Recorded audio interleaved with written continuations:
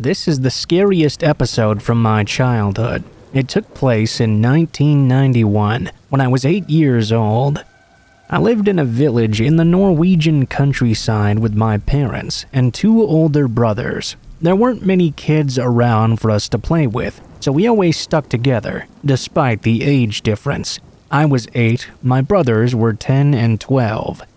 It was a safe neighborhood, and we were really outdoorsy kids. It was fine for us to just return home and eat, then go out and play again in the woods, or go fishing in the nearby lake.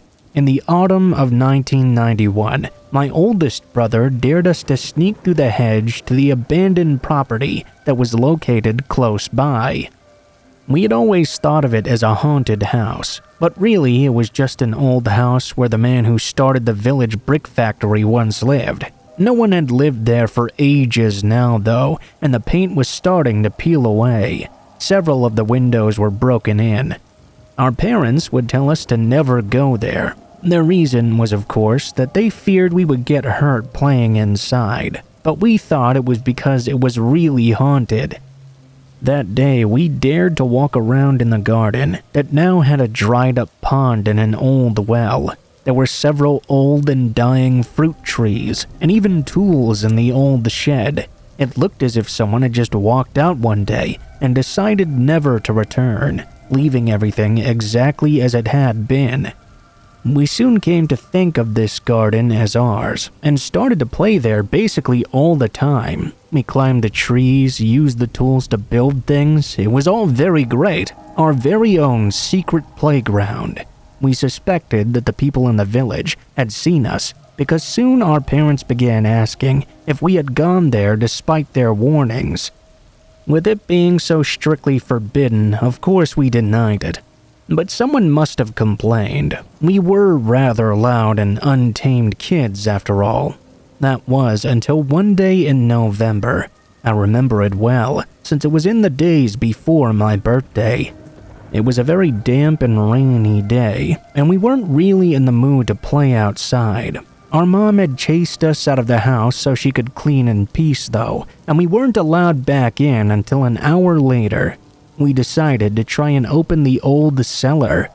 I'm not sure what the word is in English for this kind of cellar, but imagine, if you will, a hatch that opens almost horizontally to the ground, then a few steps that lead you down to a dugout cellar with stone walls and a dirt floor. It's usually used to store vegetables and such, but of course it was all empty now. All of us climbed down to have a look. The plan was to write our names inside the cellar, as if to mark this place as our own. As we descended though, suddenly the hatch slammed shut above us, and the cellar became engulfed in pitch blackness. I started screaming, and my older brothers tried to open the hatch. When my oldest brother Sindri pushed the hatch open, he saw a man's hand poking out, holding a small axe. "Come on out, you trespassing little brats," the voice growled down at us, the axe close to the opening of the hatch. "Hell no!" Sindri shouted back. He slammed the hatch shut from inside. "All right, you little brats. I know you're in there. All 3 of you little shits. Does your mommy know you're in there? Well, does she? I bet she doesn't, so no one will look for you." We heard him drop the axe and start to move around with something else. We soon realized he had taken out a hammer, and before we knew it, he started to nail shut the hatch. I threw myself at it, determined to get out. The moment the hatch burst open just a tiny bit though, he reached for his axe again. "Come on now, come on out. It's the better choice, really. It must be awfully dark and damp in there. Aren't you afraid of the dark? Go on, let your little brother out." He laughed. We could all hear that he was extremely drunk. My older brother Anil was pleading with the man to let us go, promising we would never return, but his words fell on deaf ears. The rain had started to fall really heavily now, and we heard thunder outside. The drunk man with the hammer was cursing and moving around, clearly being bothered by this bad weather. "I might come to get you back out one day, or maybe I'll just butcher all 3 of you down there," he whispered through the wooden door as he hammered the hatch shut. We were too terrified to do anything. Sindri told us to keep calm though, and that everything would be okay. He was surely just out to scare us, teach us a lesson or something. The dark was compact inside the cellar, and it was cold and damp. After a long while of silence from the man outside, we started to wonder if he really had just left us in there. Sindri decided that we should count to 100, then try to get out ourselves. He counted loudly. Then we all used our hands to find the hatch. It had definitely been nailed shut. Sindri told us to feel around the stone walls for a loose stone, or anything really. We did so, cutting our palms upon the sharp edges. Eventually, we did find one though. It was surprisingly easy to remove from its place on the wall. The cellar was old and had not been tended to for ages on end. The rainy climate of the Norwegian coast had left the wooden hatch doors rather soft with age. The cellar was built in such a way that it was almost impossible to get good forward motion in order to break the wood. But fueled by panic, we broke the lower half open using the stone. Being the closest to the ground, it was the softer part and easier to tear apart. We started digging with our hands, creating a small opening out. Being the smallest, my brothers pushed me out of the cellar. I could see the man was in fact gone. My brothers were too big to fit in the small opening. Sindri said I would have to get the hammer and get the hatch open myself. I was absolutely petrified that the man would come back with his axe. I would have to run, leaving my brothers to die where they stayed, and be slaughtered. At 8 years old, I have no doubt that would have happened. I got the hammer, but I couldn't get the nails out. I simply used the hammer to break the hatch apart into many pieces. Soon, all three of us were running for our dear life across the garden, away into our house, where our mom threw a fit over the state of our clothes and hands, and demanded to know what we had been up to.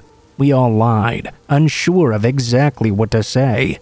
We never went back there again. We never even looked that way. The man with the axe, I have no idea who he was, or where he came from. I wonder if he was just a drifter, living in the abandoned house, not wanting noisy kids to disturb his peace. We never really told anyone about it, but every year when Sindri and Anil and I reunite at the family home for Christmas, we always ask if there's any news about the old ghost house down the street, and if anyone has moved in there.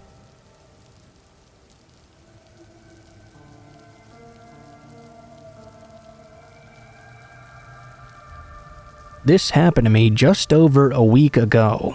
I was driving north from DC to Massachusetts to visit my sister who had just had her first baby. It was about 9 p.m. or so when I crossed over the Delaware Bridge and made my way onto the New Jersey Turnpike. I was listening to NPR and sipping on an energy drink, traveling about 65 or 70 miles per hour. I was just relaxing in my rented Tucson when my cell phone started to ring. I'd been pulled over and ticketed for driving while on my phone before, so I quickly pulled my car over to the side of the road. I was about 13 miles north of the bridge now. Directly to the right of where I'd pulled over was a warehouse of some sort with a parking lot behind a chain-link fence. The property even had its own overpass, extending over the road so people traveling in the southbound lane could access it.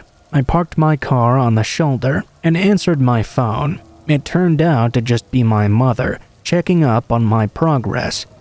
She had already flown in from Florida to be with my sister during the birth, as well as to escape from Hurricane Emma. We spoke on the phone for perhaps 2 minutes or so before I told her I would see her soon. We hung up and I was about to put the car in drive and continue on my way when I caught something out of the corner of my eye. It was to my right, standing in the darkness directly on the other side of that chain-link fence. There was a man who appeared to be wearing a gas mask of some sort, staring right back at me.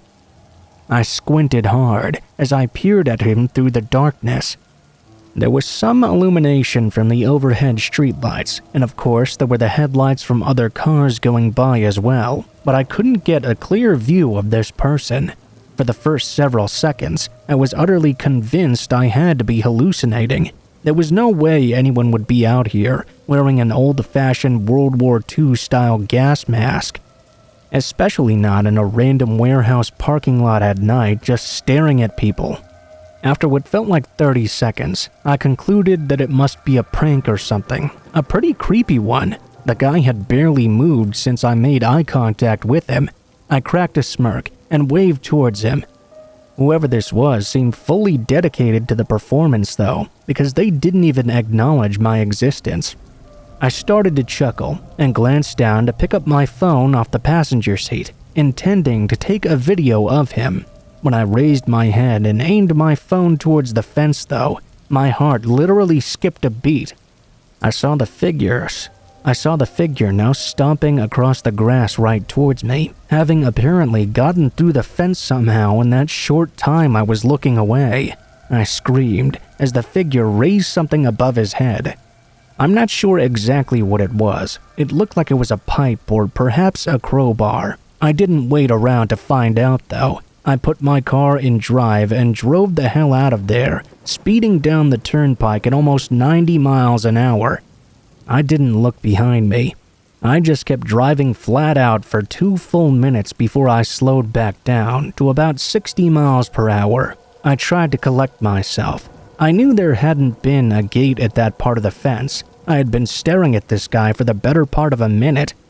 Had there been a way for him to easily access me, I wouldn't have just hung around there. What the hell had just happened? Was this a ghost or something? It looked way too real to be something paranormal. I pulled off the turnpike at the next stop and sat in my car trying to make sense of it all. Maybe it really had been a prank of some kind of Chris Angel illusion. It had been surely amazing. What bothered me the most was I had only taken my eyes off this figure for 3 seconds tops to pick up my phone and raise it back up. How had the figure in the mask known to move right exactly when my eyes averted, and how had they done it so fast? Could whoever this was really see me that well through the darkness? In that view-obscuring mask? What were their intentions once they reached my car? I sat in silence until my pulse returned to normal. I shook it off as best I could and continued on my way. Needless to say, I did not get my video. I never called the cops or did any kind of investigating into that building or its history. Tomorrow night, I start driving back to DC, though I've decided to take a different route home. If you want to check out that building yourself, feel free to. Just don't blame me when you get arrested for trespassing, or possibly attacked by a gas mask-wielding maniac.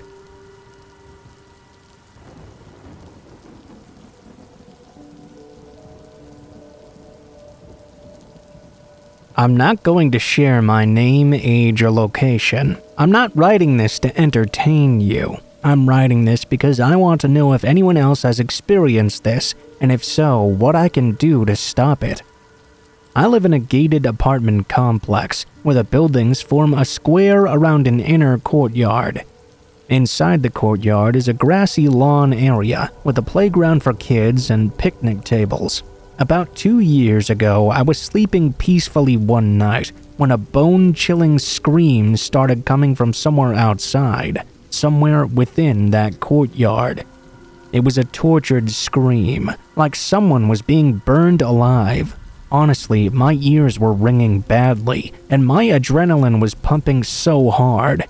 This was just an educated guess. The screaming was almost non-stop, with barely detectable pauses where the person took a breath. I heard people from all around the apartment building stepping out onto their balconies trying to figure out what was going on. I went over to my own window and glanced outside. There were no lights in the courtyard, but at least one tenant was shining a flashlight down from a window above, trying to find the source of this awful screaming. Each building is 3 stories tall, and I live on the ground floor apartment directly across from the mailboxes and the entrance. So if and when police arrived, I would be the first to encounter them when they made their way out to the courtyard. I left the window and ran down my hallway to the front door. I looked out my peephole. I could still hear the screaming, and it was making my blood freeze. It almost sounded like it had an echo behind it, like it was reverberating off the stone walls of a deep pit or inside a stone tunnel. Regardless, the ferocity behind it was the most terrifying thing about it. It sounded like some poor person was having their limbs torn off. I waited by the door for perhaps 5 minutes, but there was no sign of police sirens, and the screams never let up either. From elsewhere in the apartment complex, I could hear children crying and people yelling. One guy was screaming profanities. I heard at least 2 other people down in the courtyard yelling. There was no way I was leaving the safety of my apartment, though. I stayed right where I was, waiting for the cops to arrive. Then suddenly the tone of the screaming changed. Something was happening. Whatever this was started moving towards me. Whoever or whatever was wailing from outside was leaving the courtyard and heading in my direction. I felt my heart sink as the screaming grew louder, until it was echoing off the walls from the hallway outside my door. I pressed my hands over my ears and slid down the door, closing my eyes and praying for this to stop. The screaming was so loud I could feel the noise in my very bones, like it was shaking my teeth. There came a frantic pounding at my door. I screamed, too terrified to stand up and glance through the peephole, afraid of what I might see. As soon as it started, it was over. I lay on my hallway floor, sobbing. My head was ringing from the noise. A crowd of people had gathered outside my door and were each shouting at each other, demanding to know what had been going on. The police arrived about 5 minutes later, and after they settled down the angry mob outside my door, there came a knock. Apparently, most of the other tenants had assumed that either myself or somebody I knew was responsible, as the screaming had stopped right outside my door. I let the police search my apartment to prove to them I wasn't hiding anyone inside. They took my statement, and the courtyard was searched as well. The security cameras were reviewed, but there wasn't any footage that showed anyone either leaving or entering. This has happened 5 more times since then, what I call the phantom screaming. There's no pattern as far as I can tell. There's no way to predict when it will happen. It always starts in the dead of night and continues for several minutes, then ends right outside my door before it stops. Most of my neighbors blame me for it and hate me because they're convinced there's some connection between the screaming and always ending at my door. They claim I've traumatized their children. They've tried to get me evicted twice, but no concrete proof has ever come to light that I'm the one to blame. I've never tried to record the screaming, though I know plenty of other tenants have. Once, a man marched right into the courtyard when the screaming started and fired 3 shots from his handgun into the air. That didn't solve the problem. It only resulted in him being arrested. The first couple of times, I was willing to write this off as a horrific joke, but after 6 times, I concede. I don't know if it's something paranormal or some other sinister thing, but not once has anyone ever spotted anybody entering the courtyard, even though security has been tightened since. Nobody knows what's going on. Is this really connected to me somehow? Connected to my apartment? What can I do to fix this? If I can fix it at all. If anyone has any solutions, let me know. Even when the screaming isn't happening now, I still lay awake at night sometimes in a cold sweat. I can hear those tortured wails echoing in my head. Some of you may ask why I don't look through the peephole. Well, I refuse to do so. In fact, I've covered it up with duct tape. I'm terrified at the notion of looking out and seeing whatever this is directly in the eye.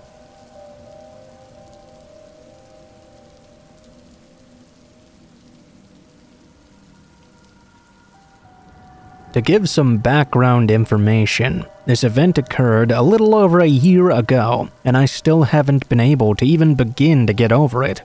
I'm a 22-year-old 5'4" female, and at the time I was 21. My family and I had recently moved to a new town that was a fair amount more rural than the town I had previously lived in. Our new house was a large ranch-style house with a basement. I was home from college, and my parents had left for the week to celebrate their wedding anniversary with their friends, who lived several hours away. Before I continue, I'll give you a quick layout of the house so you'll be able to imagine the setting. There were 3 doors which led into the house, one on the front porch, a sliding glass door on the back porch, and another door on the other side of the wall from my bedroom, which led into the garage in the basement. When you walk out my bedroom and turn, you can see all the way across the house, kitchen room, living room, dining area, the door of my parents' bedroom, and the stairs leading up from the basement. It had been a few days since my parents had left, and I hadn't had any problems so far. They had sent me a couple of messages on Facebook, letting me know they had arrived to their friend's house safely and were having a very good time thus far. The day had gone well, and I was sure to check that I had locked all the doors of the house once the sun started to go down. It was about 11 p.m. now, and I was doing my nightly routine of laying in my bed and messing around on the computer. Suddenly, I got this sinking feeling of dread. It was as if I was being watched. It was summer, and we didn't have air conditioning. I had a large box fan in the window, blowing the cool night air into my stiff and musty room. Once that feeling settled over me, though, I decided I should remove the fan and close the window just to be safe. Once removing the fan, shutting and locking the window, and pulling down the curtain, I certainly did feel a bit better. I still couldn't shake the feeling of dread, though. I lay back in bed and tried to continue what I was doing. I didn't put my headphones back on. After a few minutes, I began to hear something that sounded like a light scratching. I sat still in bed, listening to the sound and trying to pinpoint what it could be. Maybe I would recognize it. Although our new house was relatively close in distance to our neighbors, it had a fair amount of forest around it. Maybe the scratching could have been from an animal or someone's dog that had gotten loose and wanted to come inside. After a few minutes, scratching stopped and everything returned to silence. I figured that I had probably been right. It must have been an animal. My relief was short-lived soon after, though. The scratching had stopped, sure. But from the other side of the wall, I could hear slow footsteps descending into the basement. This is when I realized that there was someone in my house. There was no way I could get out without walking past the basement stairs. We didn't have a house phone at the time. I was in the process of getting a new cell phone because mine had been broken beyond repair. I sat there for a few moments, wondering what the hell I should do. I knew I would need to get out as soon as possible, and that the more time I wasted, the worse it would be for me. I contemplated popping the screen out of my bedroom window and jumping outside.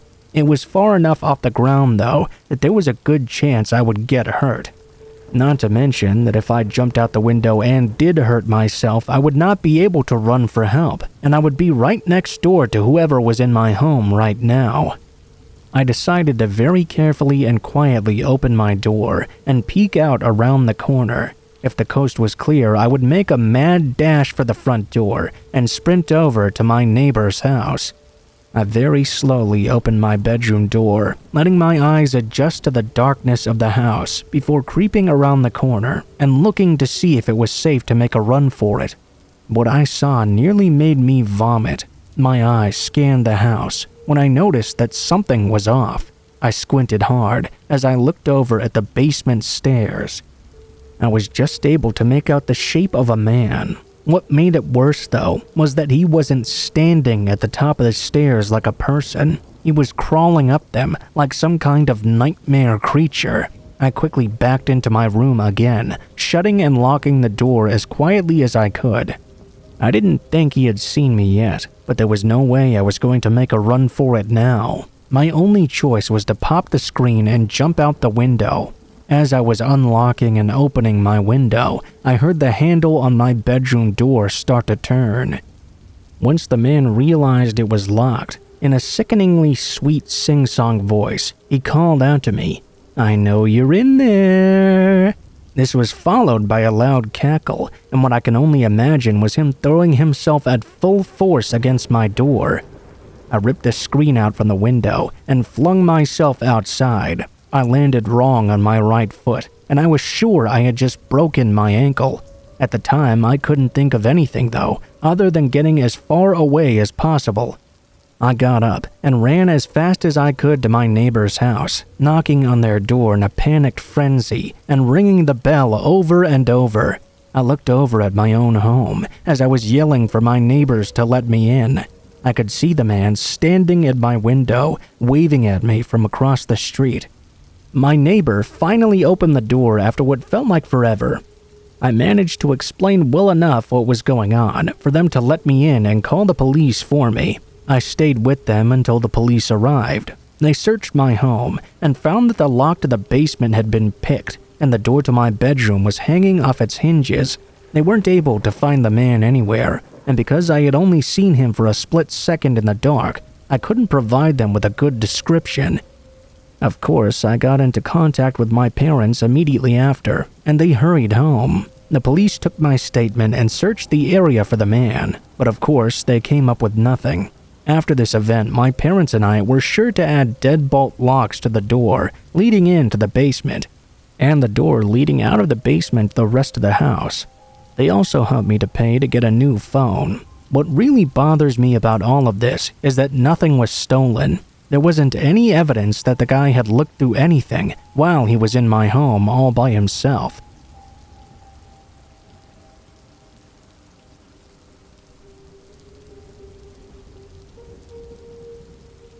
I used to take care of a mentally disabled man in a community protection program. He had to be kept away from other people because of his sudden violent outbursts. His parents were rich and bought an old farmhouse on 10 acres or so, about 4 miles outside of town. They wanted him to be away from the public and not forced into a psych ward for years. I worked there on a 56-hour shift. Come in on Sunday evening and leave on Wednesday afternoon. There were 2 of us on these shifts, and we were both supposed to be there for the entire 56 hours. Because we were the most senior trainers on staff though, we would kind of take turns going home on one of the 2 nights we were scheduled. After 3 years of being in that house, I had become quite comfortable with this arrangement, despite it being so isolated and overall kind of creepy. I would always stay up and watch TV until around midnight. My client was always locked in his room at about 8 p.m. One night, at around 12:15 a.m. or so, I turned the TV off and pulled the covers over myself to try and get some sleep. There was one window in the staff room, and it faced the back of the property. It was about 6 feet off the ground. I had just started drifting off to sleep when I heard the most blood-curdling woman's scream from right outside the window. I popped up so fast that I nearly lost consciousness and had to steady myself in the doorway. The screaming continued and then faded away. I grabbed a flashlight from the laundry room and threw open the back door, illuminating the area outside the window. There was nothing there. I ran along the perimeter of the house and still saw nothing. I watched the sun come up the next morning, desperately glued to the TV and trying to distract myself from what had happened. All of the people I worked with were much older than me, and there was no reason to play a prank like that in the middle of January in eastern Oregon. I'm sure there's an explanation for what I heard that night, but it still bothers me to this day. I just can't figure it out.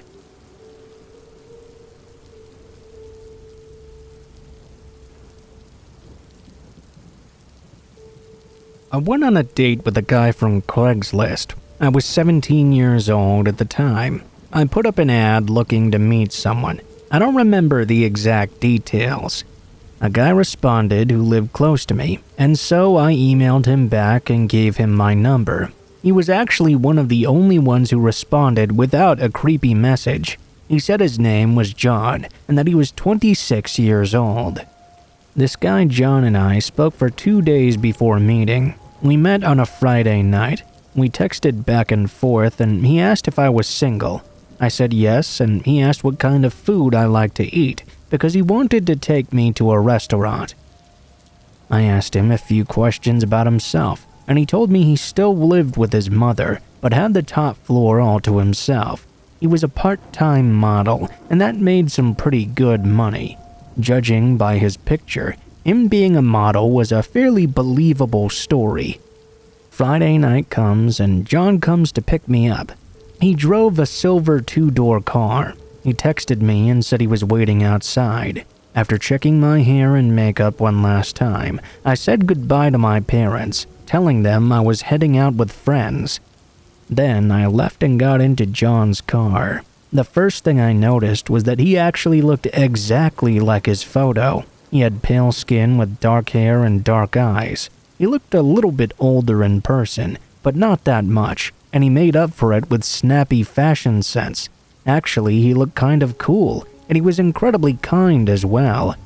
His body language and smile totally put me at ease. Yes, it's really stupid to go on a date you met on Craigslist, but surprisingly, this guy was really normal. We chatted for a while as he started driving away from my hometown towards the highway. He wanted to drive us into the city to go to dinner, which wasn't too far away, only around a 25-minute journey. John started to reveal more details about himself to me on this journey. He told me he was embarrassed to tell me he lived with his mother, that I might think bad of him for not having his own place at his age. John got closer and closer to the highway. I can't tell you exactly what it was. I won't make it up because I don't exactly remember. There wasn't anything creepy going on either. I just suddenly felt put off by him. You know when you're on a date with someone and you're not quite sure, and then they tell you something that's your biggest turnoff? It was that kind of situation. Again, he didn't say anything too creepy, just was very off-putting. As we're getting closer and closer to the turnoff, I tell this perfectly nice guy that I'm really sorry, but I don't feel like going to dinner anymore. I'm not feeling very well. John's initial reaction was one of sympathy. What's wrong? Are you okay? Am I driving badly? I told him I just didn't feel well. Well, John then kept asking me, what did I say? What did I do? I told him it's not him, it's me. I wanted to go home because I really felt ill. Okay, well, let me just drive you around for a bit before I take you back. I don't want to end the evening just like this. I knew without him driving me home, I'd have to walk over an hour, maybe more. So I told him that driving around for a second seemed like a fine idea. Instead of him turning around and heading back towards my house though, he veered off and started heading to the town I knew he lived in. I should mention it was pitch black out, and the town where John lived was surrounded by dense woods. This wasn't even worth mentioning if you took the highway and the proper turnoffs to get there, but instead he decided he wanted to go via the back roads because it was more scenic, despite the fact I couldn't see a thing. John had gone from being incredibly talkative to almost completely silent now. He kept driving further into the wooded area. A few times I'd ask him questions about himself to break the awkward silence. At one point, I even put my hand down on his knee affectionately, trying to regain the friendly, flirty banter we'd had just moments before he blanked me. For the most part, he occasionally answered with soft grunts or nods. It was like he was having a tantrum or something. John pulled into the parking lot for the forest. It was around 9 p.m., so naturally it was totally empty. He slowly drifted along, looking around for other cars, then parked the car right at the end closest to the woods. There was no one else around. I hadn't even seen anyone pass us. No other cars on the way to get there. For 10 minutes he just sat there, staring into the darkness ahead. It was disturbing. I think I managed to make small talk for about 5 minutes, which is a long time when someone isn't saying anything back. I then joined him in his silence. I was afraid of appearing fake. I didn't want him to think I was scared. So some time of silence goes by, when abruptly John gets out of the car, closes the door, and locks it. I was stuck inside. His lights were on, so I could sort of see ahead in front of the car. There was a field that went on for about 20 feet. Then beyond that were trees and dense forests. To the left was the rest of the car park and the exit at the far end. To the immediate right was some more forest, with a small path. John disappeared into the area ahead. I tried the handle on the door, but it wouldn't open. I began to rationalize this away. Maybe he'd accidentally locked the door.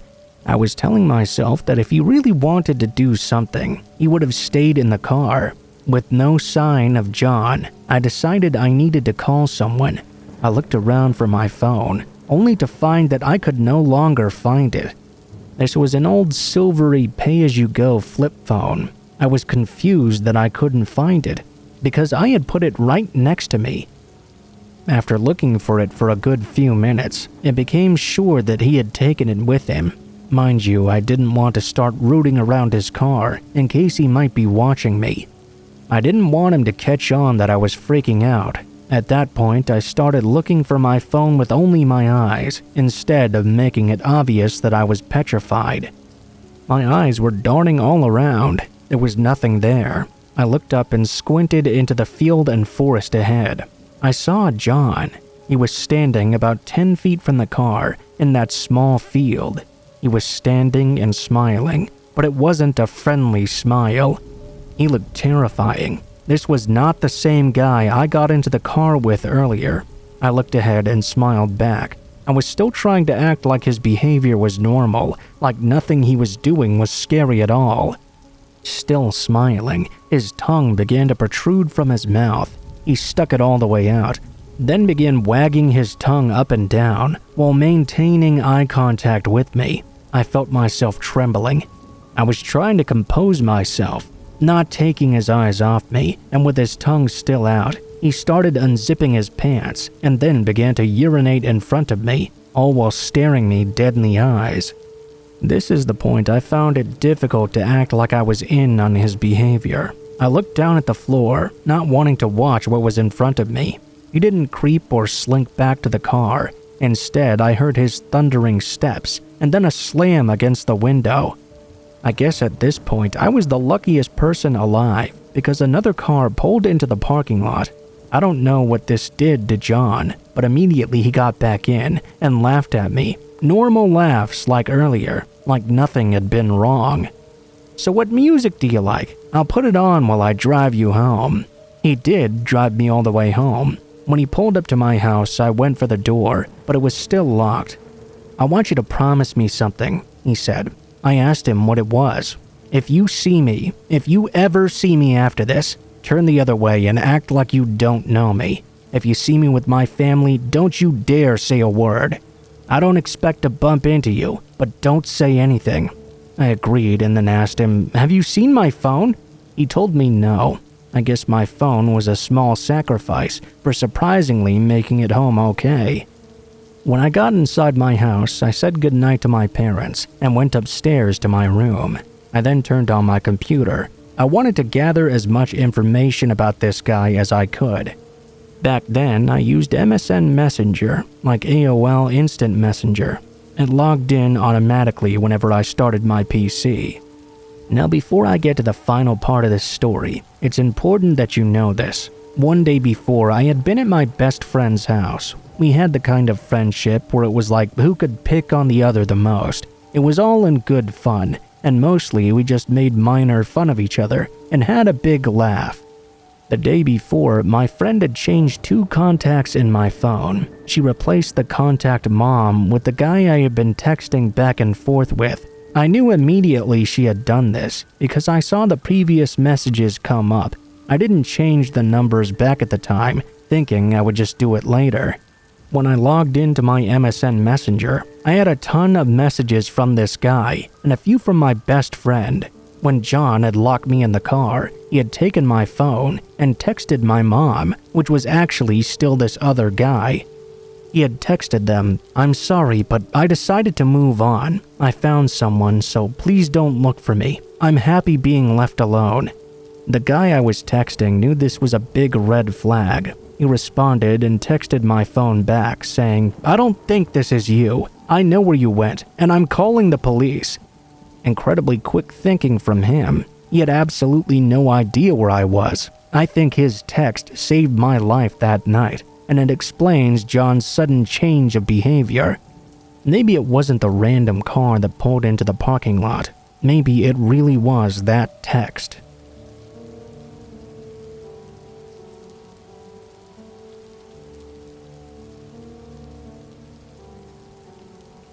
So before I tell you my story, just know that I have this insanely irrational fear of looking out the window at night and seeing someone else staring back in at me. Usually that prevents me from looking out the window at all. Well, when it's dark anyway. This habit formed about 3 years ago. I was 15 at the time. It was late at night, around 12 a.m. or so. My mom worked third shift as a nurse. She's a single parent and I'm an only child, so I was always home alone late at night. No matter though, I enjoyed the peace. My mother had recently lost the keys to the front door, so I would have to wake up early in the morning and let her in. To stop myself from having to wake up and lose my oh-so-precious sleep, I would simply leave the door unlocked. I lived in a small town in a nice neighborhood, and crime was never a serious discussion. This night changed everything though. I remember going into the kitchen and making a bowl of cereal. I was playing with my cats, standing in the living room. At this point, I heard a scratching sound at the door. The wind was blowing hard that night, making all sorts of sounds outside. Because of that, I didn't really pay attention. For some reason though, I decided to eat my cereal over the sink this time, in the kitchen only a few feet away from the front door. This is something I normally would never do. My cats, upon hearing this scratching sound, ran to the front door. I rolled my eyes, thinking that they're no fun to play with. The scratching sound continued though. My stomach just dropped. I can't even explain the feeling that it got. It was like my intestines were pulling out of my body. It was then that I realized this was not the wind making this scratching sound. I walked over to the door and decided to peek out through the blinds, just in case there was someone out there. We had a French door with a glass window in the middle, with blinds covering the whole. I peeked through my blinds, and to my horror, I saw the glimmering whites of 2 eyes staring back at me. I saw the rugged exterior of a man's face. I also saw the striking outline of his nose and the coy grin on his lips. But the eyes, I'll never forget the way those eyes looked at me. I dropped my bowl, which shattered on the floor, and quickly turned the deadbolt, just as there was a sudden crash on the other side. The man was trying to break in. I rammed my feet against the wall and practically laid down on top of the door. I was able to push him back and shut and lock it. I locked myself in a closet after and called the police. My mom and the police showed up later, but they didn't find anything. Nobody knows who it was. The most terrifying thing is that I usually listen to my iPod on max volume, so this guy would have easily just walked right into my house and harmed me however he wanted. I would have never known that he was inside. My bedroom was also at the back of the house, far away from the front door. I usually can't even hear the doorbell when it rings, so I would have been completely done for if I hadn't decided to eat my cereal over the sink that night. The very thought still makes me sick to this day, and I still can't look outside my window at night for fear of once again seeing those eyes staring back at me.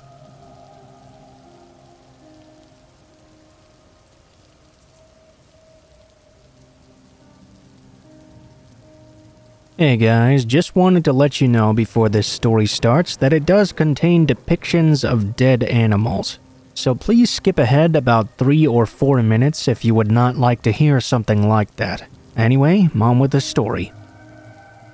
A few years ago, me and a friend of mine were driving around the back roads of Nebraska. It was summer break, and out of boredom, we decided to drive around and look for some old abandoned buildings to explore. We had been driving for an hour or so, and we'd passed by a few houses already. Then though, we thought we spotted a building or something off in the trees.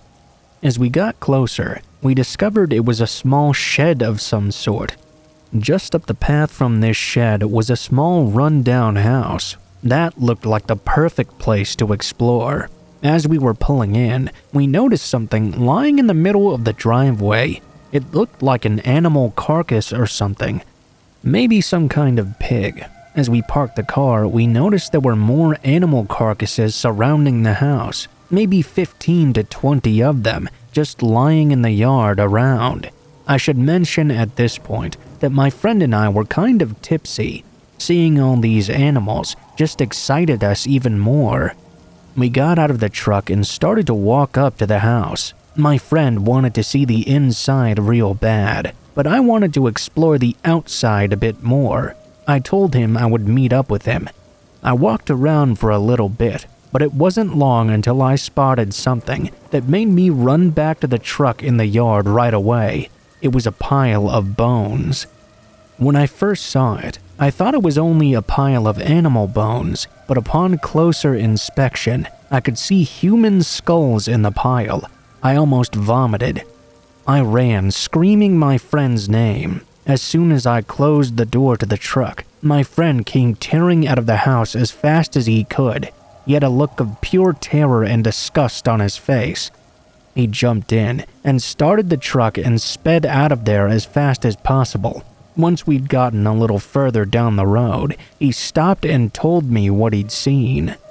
In one of the rooms of the house were numerous dead animals nailed to the walls. When he backed out of the room and into the hallway, he looked beside him and noticed something in the darkness at the far end of it. Standing there was a figure, a very large man. My friend was frozen in terror. That's when the figure moved towards him, taking these giant thudding steps. As the man moved closer and closer to my friend, he heard the sound of metal dragging across the old floorboards. My friend did not wait to see what the man was dragging behind him. He booked it out of there. We somehow managed to find our way back. I told my friend about what I saw as well, and we decided to contact the police. We couldn't remember the specific roads we had turned off of though, and therefore could not give an accurate location. Long story short, there was no follow-up on our report. I don't know what was going on there, but I'm glad we got out of there when we did. I sometimes tell myself I was just hallucinating when I saw those skulls in that pile, but I know deep down that's not true.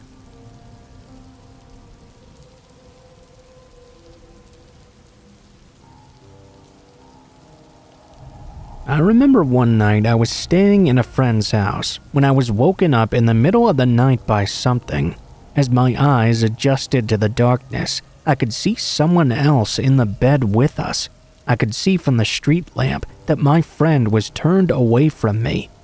I started to sit up, and I could clearly see there was an unknown person there. It was very dark, and I couldn't make out their facial features well. I gently reached out and touched this person. They appeared to be asleep, but for all I know, they were wide awake with their eyes looking right at me. I can't explain why I didn't scream or anything in that moment. I simply decided to lay down and not move at all. If they did something that could have meant real trouble, then I would react right away.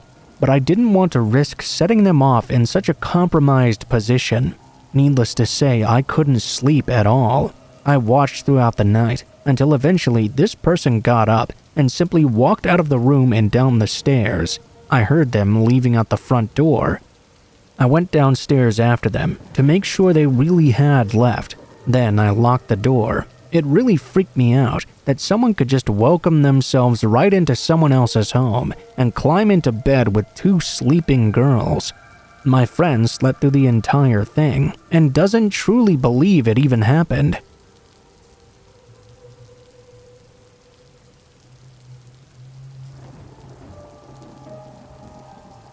When I was a kid, barely a teenager, I frequently spent my Saturday nights babysitting my siblings. As the eldest of three, I assumed this responsibility with no pay or thanks to speak of. It was simply expected of me, one of my contributions to the family. I babysat very frequently because my parents needed it. They had a marriage with some problems in its past, and their counselor told them they should go on weekly revival trips. reignite the magic, rekindle the flames of their relationship, all that good stuff.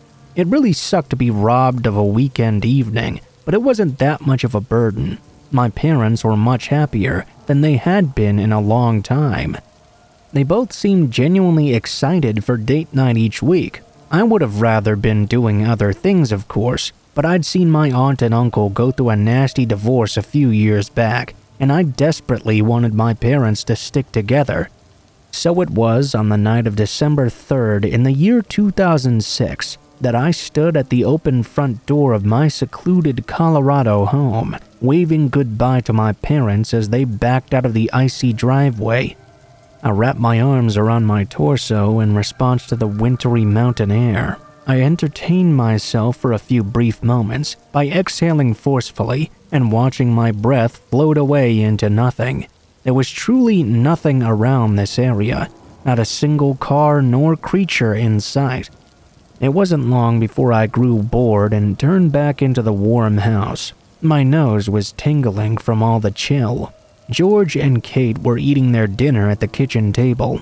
As I watched them, I couldn't help but feeling like an only child. George, who was 3 years younger than me, was severely autistic and about as talkative as a bag of bricks. He only really spoke when he wanted something, and only then in the simplest of words. Milk. Sandwich was a code for peanut butter and jelly with the crust cut off, which he was presently devouring. Kate, meanwhile, was still a baby just shy of 2 years old. The 9-year gap between them was pretty glaring. But to this day, my parents swear to me that Kate was not an accident. Kind of like back in high school when I swore to them I had no idea how those magazines got under my mattress, but I digress.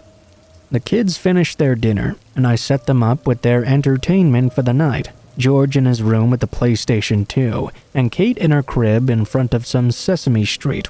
I myself ignited the basement fireplace and dimmed the overhead lights. I curled up with a book by the light of our Christmas tree. I read in perfect contentment for nearly an hour. Night had fallen by then, and the room had become quite toasty. I was beginning to doze off when I heard heavy footsteps descending the staircase. I sat upright and looked over expectantly. George waddled into the room. "No more knocking," he said, his eyes looking at me in annoyance. I shook my head. "I'm not knocking. Is someone at the door?" George stared at me blankly. "George," I said more clearly this time, "did someone knock on the door?" "No more knocking," he repeated. Knocking on window over and over. I stood up now, wide awake. "George, is someone knocking on your window?" "No more," he replied simply. I stood in silence for a moment, unsure of what to do. It was probably just one of my friends playing a trick on me. I thought so at least. But being alone in a house that big makes you a little bit jumpy. My mind started to race through the situation. I was a 13-year-old boy in a nice house on the hilly outskirts of a Colorado mountain town. The streets were engulfed in trees, and there were no homes within a quarter-mile of our own. The road we were on saw next to no traffic, and the police station was a good 15 minutes away. It was probably my friends, I thought. But what if it wasn't? "Follow me," I told George, hand trembling slightly. I turned the knob and glanced up the staircase. It was dark up there. The only light was coming from Kate's bedroom. I sprinted up to her room, where she remained happily perched in her crib, squawking with delight as Elmo fiddled with his crayons or whatever. I breathed a sigh of relief, but my heart still pounded in my chest. I made my way down the hall to George's room and stood tentatively at the door. Taking a deep breath, I gently pushed it ajar, reaching for the light switch. I thought better of it in the moment, though. If this was the worst-case scenario, I didn't want our mystery intruder outside to know where we were in the house. The only light in the room was coming from the video game pause screen. I listened for a moment, but didn't hear anything. I began to suspect that Georgie here had simply imagined the knocking. I moved to the window and flicked up the blind to reveal nothing there, just a landscape of freshly fallen snow. I saw the quiet, lonely road. I watched the peaceful night, relieved as the snowflakes fell upon the ground. My eyes trailed a particular snowflake all the way until it fell into some footprints just beneath the window's frame. At first, I could barely comprehend this. I just stared transfixed at these deep imprints in the snow, clearly a man's shoes. None of my friends wore shoes of that size. I traced the steps back from the window, all the way to the sidewalk from where this intruder had evidently come from. Where did they lead, though? It was a bright night, and the moon shone proudly between the clouds. My eyes followed the steps across the yard, but once they passed behind a giant pine tree, they disappeared. My heart leapt to my throat. Whoever had walked behind that tree was still behind it. In panic, I quickly backed away from the window. George sensed my fear and began to whimper. No, shh, I whispered, desperate to keep him quiet. I flicked the television off and led George out of the room. I quickly pulled Kate from her crib and powered her TV down as well. I carried her down the stairs, into the blackness. Can't see, George said. Kate began to cry. I shushed her as we descended. Once in the basement den, I unplugged the Christmas tree, so the only light in the room came from the embers of the dying fire. I sat George down on the couch and settled Kate into his arms. Sit right here, I directed, staring into his eyes. Don't move. Do you understand? Do not move at all. I thought to myself I needed to call the police. I would have called my parents, but this was 10 years ago, and they didn't have cell phones. I took to the stairs quickly and quietly, tiptoeing to the phone hanging from the wall of our living room. I picked up the phone and dialed 911. I heard nothing but silence. I slammed it on the receiver and picked it up again, but again there was nothing. I think it was around this point I started to cry. I couldn't help it. I was scared. I tried to calm myself down, telling myself that the storm had killed the phone line, but there wasn't much of a storm outside at all. The snow was steady, sure, but there wasn't even a slight breeze. Certainly nothing that would have disabled the phone line entirely. Tentatively, I walked into Katie's room and peeked out the window. My first glance was towards the tree, of course, where the footprints had stopped. Now, though, I could see they continued. Sometime while I was hurrying my siblings downstairs, whoever was behind that tree had moved. I followed the footsteps across my frozen front yard to see a man standing near the driveway. He was looking right at me. My breath stopped. I was frozen in place. This was not one of my friends. I had never seen this man before. He was looking at me with an eerie blankness on his face. He was wearing a black turtleneck and black slacks, a lone dark spot on a blanket of the purest white snow. As he stood there, my eyes never left him, and his never left me. We stood there silently staring at each other for what seemed like an eternity. I felt nauseous for the first time, gazing into this man's eyes from afar. I began to consider the possibility of death. I thought of my dad's brother, who was killed in an accident at age 11. Forever 11, never growing up, frozen in time in the memories of all who knew him. Tears started to flow freely down my face. Please don't hurt us, I begged in a sobbing whisper. I knew the man couldn't hear me, but I couldn't help myself. Finally, he broke eye contact with me and looked up towards the sky. He was saying something, but obviously I couldn't hear what it was. I stared as he pulled a handful of dark powder out of his pocket. Then, still gazing upward and muttering something to himself, he flung whatever it was to his feet. I wanted to run, to get my siblings, but I thought to let this man out of my sight would be unconscionably foolish. The house was still locked, and I had the upper hand if I could see him. Besides, I couldn't bring myself to look away from this strange ritual unfolding before me. The man then removed his sweater and flung it to the ground. He was no longer staring upward, but his lips continued to move. I trained my eyes upon his mouth, trying with no success to read his words. When I saw something glint in the moonlight, I could tell it was a knife, a long blade, which he had removed from his other pocket. It had dark stains on it already, from what I could not tell. I covered my mouth to hush a scream as the man ran the edge of the blade along his pale, distended stomach. A thin red line appeared on his abdomen, and blood began to dribble down from the wound. As the man stared skyward once more, his face contorted into a gruesome smile, and he began to sob uncontrollably. He looked happy, beyond happy. I watched entranced by this bizarre scene unfolding. The man's face suddenly changed, and he looked directly at me once more. His eyes were unhinged. Clutching the knife, he began to sprint directly at my window. I took one look at the weapon he was brandishing and fled the room. I slammed the door shut behind me and was halfway down the stairs when I heard the window shatter. The man screamed in pain as I reached the basement. I locked the door behind me and ran to George and Kate. I stroked his hair in an effort to calm him down. Kate, meanwhile, seemed happy and calm as a clam. I strained, listening intently. Was he inside the house still? I clung to some naive hope he had injured himself on the glass and retreated because of this. Or perhaps he'd been weakened by his self-inflicted wound. Finally, I heard it. The subtle but unmistakable sound of footsteps upstairs. He was indeed inside, and by the sounds of it, he was trying his best to be quiet. I silently guided George and Kate into a storage closet and closed the door behind us, manipulating the handle to make as little noise as possible. We stayed there for about 5 minutes, listening to the ceiling creak threateningly above us.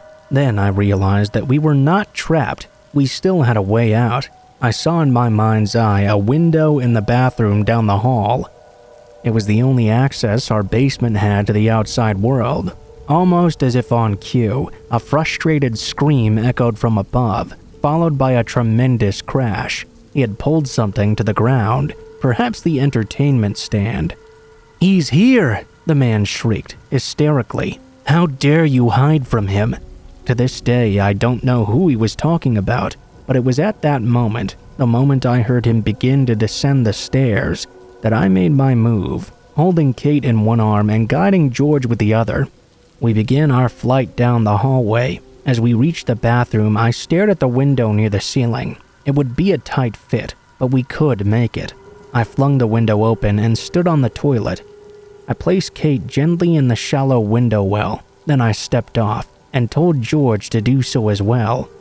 He didn't want to. He looked embarrassed. I could hear the man fumbling with the locked handle at the base of the stairs. Time was running out. I'm not proud of what I did next, but it was the only way I could think to get George to cooperate. I smacked him across the face, grabbed him by the shirt with both hands, and told him to get up now.